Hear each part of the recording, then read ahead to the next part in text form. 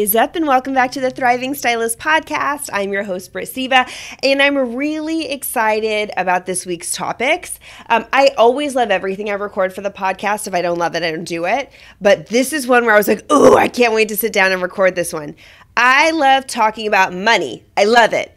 I also love helping stylists to own the fact that we got into this industry to make money. Like, this is your profession. This is your career. This is how you provide for your family. This is how you live your biggest, best life. I don't by any means think money is everything. If you look at how I live my personal life, I'm actually quite frugal. But when I look at what money does for people, to me, money is a vehicle. Money is what creates opportunity. It's like the golden ticket, right?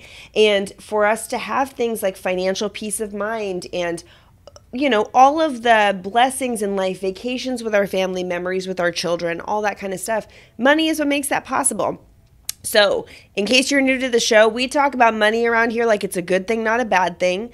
I also talk about the fact that, yes, we are in a service-based industry, and yes, we should make our clients feel good, but we shouldn't be sacrificing our own joy and our own lifestyle and our own fulfillment in order to make others happy.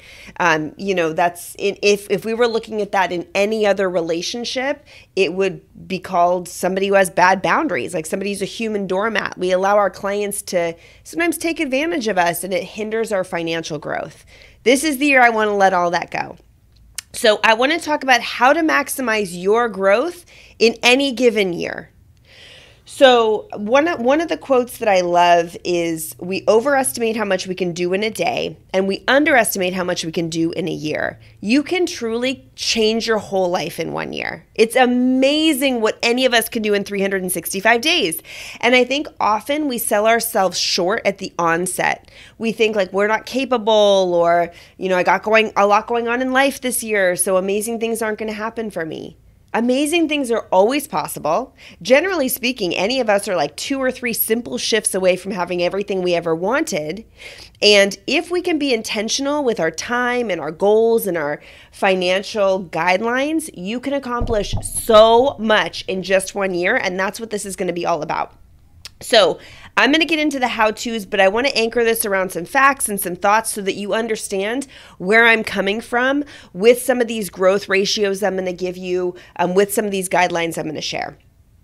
So CNN reported that more than 2,500 U.S. adults said they would need to earn on average $233,000 a year to feel financially secure, and $483,000 a year to feel rich or attain financial freedom. That's according to a new survey from Bankrate, as reported by CNN. That is so wild that 2,500 adults today are saying they need to make $500,000 a year to attain financial freedom. That is such a huge amount of money. And for a lot of us, we look at that and we're like, that's not even on the table. Like, to be making $500,000 a year, yeah, you would definitely be well off and wealthy. But it bothers me that that's the number to feel financial freedom. When I look at the term financial freedom, and I want you to put your own definition to it, to me, I started feeling financially free when I could go to the grocery store and buy whatever groceries we needed without worrying about my card being declined. To me, just the ability to do that felt financially free. I felt financially free when I felt like, okay, we're setting aside a reasonable amount of money every month to one day be able to retire. That to me felt free. Now, your definition of financially free might be different. Oh, also getting out of debt. Huge thing for me in feeling financially free. But you might be more in the class where you're like, no, like financially free to me is I want to be able to drive a brand new car. I want to lease a vehicle every year. I want to own a vacation home. I want to travel to exotic places. That's incredible. So I want you to really think to yourself, like, what is your definition of financial freedom? I thought it was interesting that the average U.S. adult in this survey said they needed to make $233,000 a year to feel financially secure. That's a lot of money. And it's a lot of money, especially when you think about the fact that the median earnings for a full-time, year-round worker, so employee or self-employed person, in 2021 was $56,000, according to the U.S. Census Bureau. So the median earnings are less than 25% of what people are reporting that they would need just to feel financially secure. Now take that to the beauty industry, and the U.S. Census Bureau reports that in our industry, in the beauty sector, the average annual income is $38,910 or $18.71 an hour. Now, a lot of you are like, well, that's like extremely low. Like a lot of people are six-figure earners. Don't be delusional in that. I do believe this is the average. I know that there are six-figure earners in the industry. I've met a lot of multi-six-figure earners in the industry. Those are the standouts. That's who's talking about it. You don't see people on Instagram who are like, I made $24,000 last year. Like no one's telling that story. So yeah, we hear the stories about you can make 100,000, you can make 200,000. And listen, I coach people who are doing it all the time. But I do believe that the average income in our industry is $38,000. I believe in that fact wholeheartedly. And when we say things like, well, that's because a lot of people don't claim their cash tips. But friends, even if people were being tipped 100%, or even if half a person's clientele were paying in cash, which I don't believe either of those things are true, you would still not bring the average annual earnings of a stylist up to even $56,000. Like, I don't believe the average stylist is taking home $25,000 a year in cash. And so when we look at these stats and figures, it just shows like it's a real like come back home, come back center of like, okay, call to action for all of us. How far off are we in achieving financial peace of mind? How far off are we in being truly financially secure? 72% of respondents in this same survey said they did not feel currently financially secure. So if you're part of the 72% of adults today who doesn't feel financially secure, you're not alone. And this is about making a plan to overcome that. So when I talk about growth, for me, I coach to a very specific set of numbers, and I want to explain why. So something I don't think a lot of stylists, beauty professionals, entrepreneurs, salon owners, business owners, employees, whatever, people in general don't think about is cost of living and inflation and the economy and what that does for all of us. So whenever I'm coaching, a lot of times stylists will say to me like, you know, I'm comfortable where I'm at. Even if you're comfortable where you're at, you need to be financially growing every single year, and not by a little bit, by a fairly significant amount. Let's talk about why. So I'm recording this podcast in the United States. In the US, we have something called the COLA, which is a cost of living adjustment.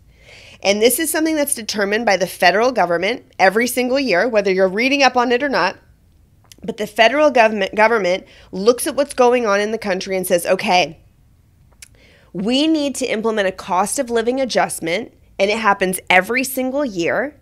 And that COLA, or that cost of living adjustment, to me, is an indicator of how much everybody's income needs to increase simply to sustain, not to improve their lifestyle at all, to stay in the same amount of debt, to have the same amount of overhead, to not change the way they drive, not change the car they drive, not change how they spend their money, like literally nothing changes.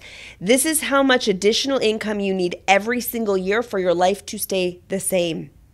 So in 2023, you need to have earned an additional 8.7% in income for your life to stay the same.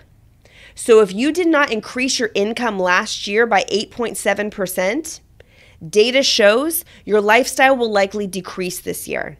Debt will mount. It will be a little harder to pay the bills. You won't have extra funds for vacation. That's just what the data shows. Now, in 2024, that COLA adjustment is 3.2%. So down from 8.7, cut actually like in half. And this adjustment was made because inflation is cooling, which, you know, a lot of us are like, it's such a good thing for the economy.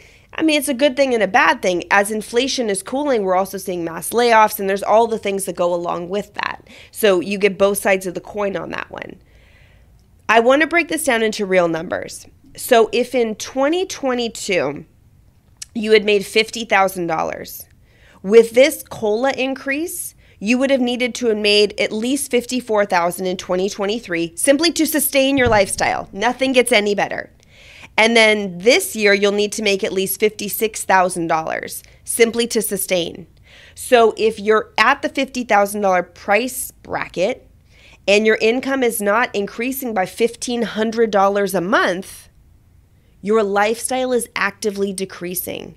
Whether you've looked at it that way currently or not, that is the facts and the reality of what's happened.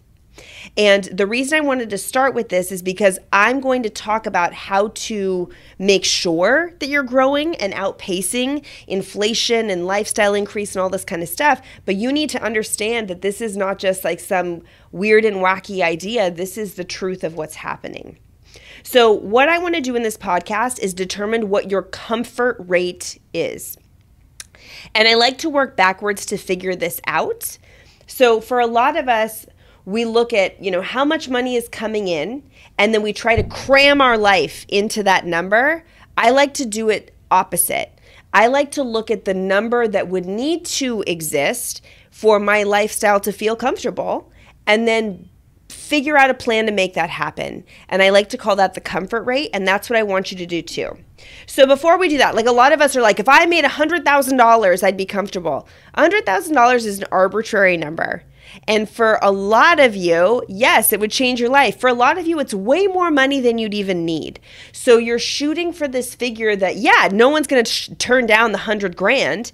But for some of you, honestly, your comfort rate's like $60,000. So don't let that $100,000 be this monster that keeps you up at night. Like, let's figure out what your number actually is. So step one, what I like to do is look at what economists, financial strategists, etc., suggest that our personal income spend look like. I leaned into nerdwallet.com to go through this exercise we're about to dive into right now. And the reason why I like to use resources like NerdWallet or really any other financial advisory website is because it gives us a good framework from which to determine our lifestyle. And these are the NerdWallet percentage breakdowns, but honestly, if you look up any advisory site, they're right around the same. I chose these ones because they're super clean, and I think for like an audio education source like a podcast, it makes it easy. So NerdWallet likes the 50-30-20 budget. And the 50-30-20 is that 50% of your net income, meaning the money that you take home after taxes, okay? Your net income, 50% should go to your needs. 30% should go to your wants, and 20% should go to your planning. So let's look at what each of them are. Needs would be the cost of living. So when we think of cost of living, it's going to be like your housing payment, whether it be a rent or a mortgage or whatever. Food, we need water. Utilities, insurance. In most states, it's illegal to be uninsured. When we think about gas for our vehicle and or some form of transportation. So if you have a car and you put gas into it, if you take the bus fare, like all of that kind of stuff. And then I actually put cell phone in under a need. I think a lot of us as adults today would struggle without one. Now, beyond that, your needs list starts to become a little bit more subjective. So for some of us, we're like, I need Netflix. Like I would not get through my day without of it. For me, if I was on hard times, Netflix would be one of the first things to go. But for some people, they're like, no. Like that's how I decompress. That's how I unwind. Okay, so then Netflix might go into your needs. I don't know.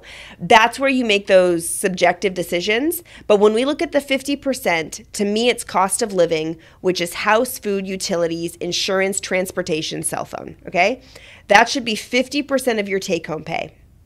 Then we have the wants. So wants are things like vacations and entertainment. Now, I really want all of you to have a vacation. I want all of you to buy a new pair of running shoes when that feels good to you. Is it critical?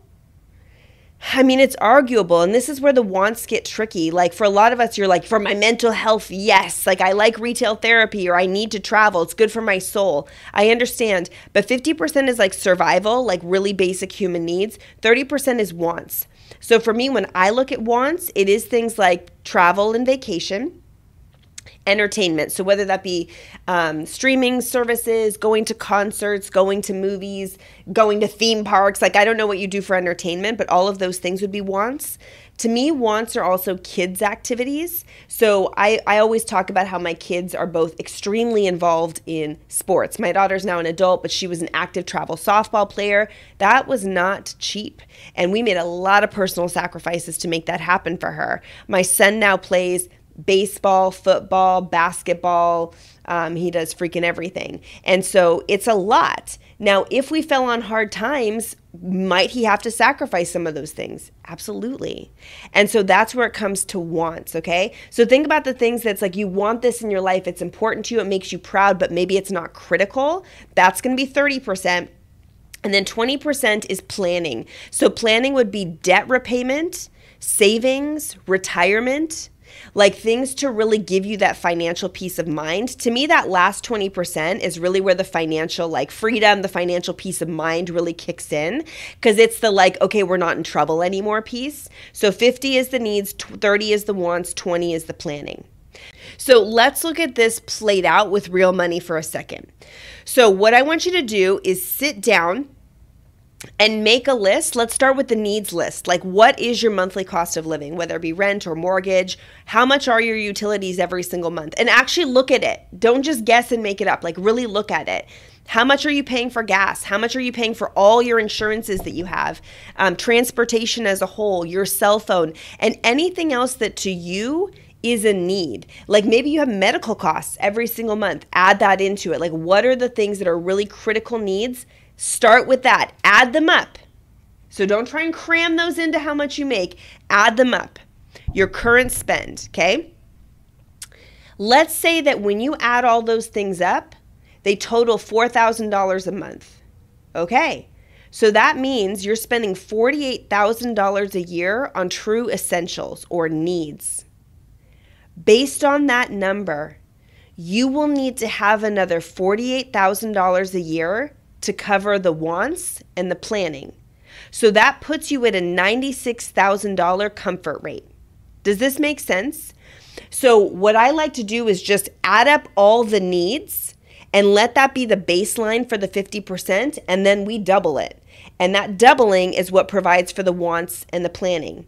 Now, when I've done this exercise with people before, it's been like an oh shit moment, because people realize that quite often their needs are taking up more like 80% of their current take-home pay.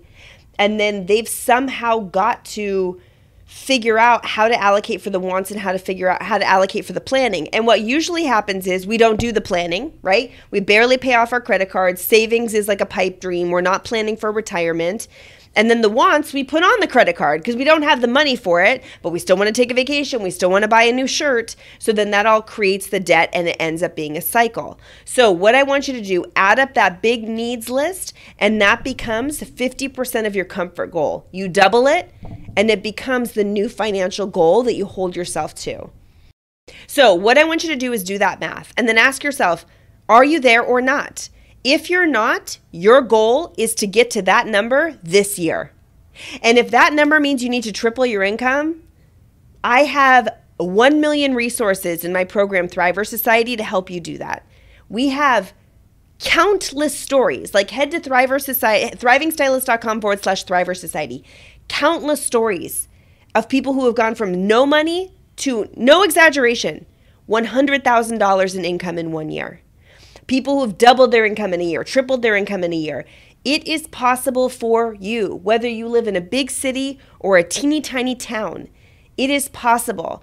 And the reason I share that is not a flex, it's for you to understand that there is truly the only thing holding you back from making that number you're going to calculate right now is yourself. Your belief in yourself, your limiting beliefs, your education right now, maybe. And if you knew the systems and structure to make it happen, it would happen for yourself truly in 1 year. Okay, now let's say you've done the math and you have found that actually you're already making more than that comfort rate. Amazing. So now what you're going to do is you're going to shoot for your freedom number. So a freedom number is something that we calculate using one of our Thriver Society calculators, and it's an aspirational number, and we break it down into 1, 3, and 5 year goals with tangibles and how you're going to do it and all that kind of stuff. So it's cool. It's a tool that you plug in a couple of real numbers about your business, like 3 or 4 numbers, and it's going to tell you like, okay, great. Based on what you've put in here, you should actually be able to push and make this much this year, this much in 3 years, and this much in 5 years. The 5-year number will blow your mind. And it makes you really realize in real time they're only a few shifts away from truly having everything. So what we do is we take that freedom number and we turn it into a day rate. And listen, if you're not at the freedom number place, take your comfort rate number. That's totally fine. So you're going to take either your comfort rate number or your freedom number and break it down into a day rate. So let's say that you determine by doing all of this math that you've really got to bring home $50,000 this year. Like that's your comfort rate or that's your freedom rate or whatever. Perfect. So for me, what I immediately do is I double it because we want that $50K to be net income. On average, a stylist spends 50% or more to create that net income. So there's a belief in the industry that if you booth rent, you take home like a ton more cash. Now, I will say, once you become like a 6-figure stylist and definitely a multi-6-figure stylist, depending on how your salon owner does commissions, there is a chance you'll make more money than that. If you're not yet making $100,000 as a stylist, the odds of you going out on your own and making more net income are fairly slim to none. So keep that in mind. But I like to use 50% as a net income as a good guideline. For some of you, it's less. For few of you, it's more. So 50% is a good guideline. So let's say you determine you've got to bring home 50 grand this year. To me, that breaks down to about $100,000 in services that you need to pull off. There's 52 working weeks in a year. When you live in my world, we calculate 50 working weeks a year. I want you to take at least 2 weeks off. And for some of you, you're like, oh, I don't take vacation like that. Okay, but you're a human, so you're bound to get sick every once in a while. You take a little 3-day weekend or whatever. If we're being honest, most of us work close to about 50 weeks a year.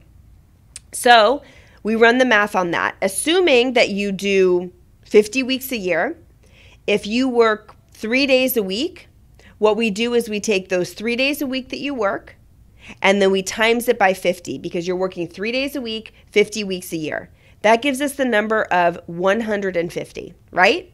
So what we would do is take that 100K in services that we determine you need to make. If you want the take home to be 50, the services have to be 100.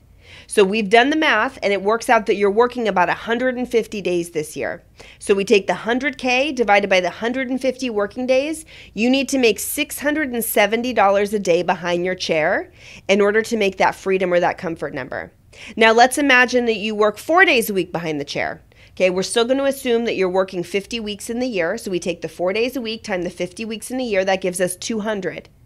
We take the $100,000, that is our service dollar goal for the year, and we do 100,000 divided by 200. 200 is the amount of days you're going to work, and that means you need to do $500 a day in services in order to make your financial goal possible. Now, what I love about this exercise is a lot of you will find that maybe you're averaging doing like $400 service days a year. And you're like, I'm never going to make $100,000. And then you're like, oh, shoot, if I just increase my services per day by $100, I'll make $100,000 this year. Like a lot of you are truly a small shift like that away from making a huge income leap.